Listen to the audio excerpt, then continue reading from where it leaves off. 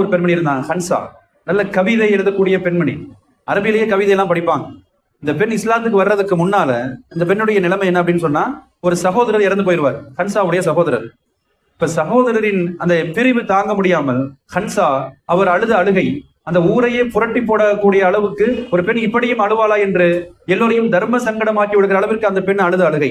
இதை இந்த ஹன்சா சில காலங்களுக்கு பின்னால் இஸ்லாத்தில் இணைவார், இஸ்லாத்துக்கு வந்துருவாங்க.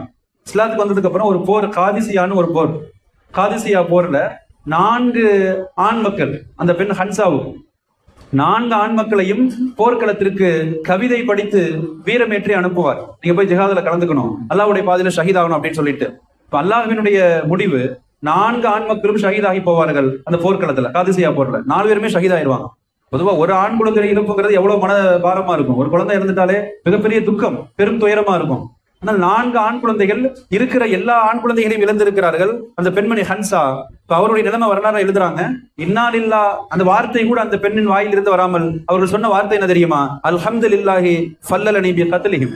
அல்லாஹ்விற்கு எல்லா புகழும், எனது 4 ஆண் குழந்தைகளையும் ஷஹீதாக்கிய, அவர்களுக்கு ஷஹீத் என்கிற பாக்கியத்தை தந்த அல்லாஹ்விற்கு எல்லா புகழும், அவர்களை ஷஹீதாக்கி என்னை அல்லாஹ் மேன்மைப்படுத்தி இருக்கிறான். அடுத்து சொன்ன வார்த்தை அர்ஜு ஐ யஜ்மஅனி பிஹிம்.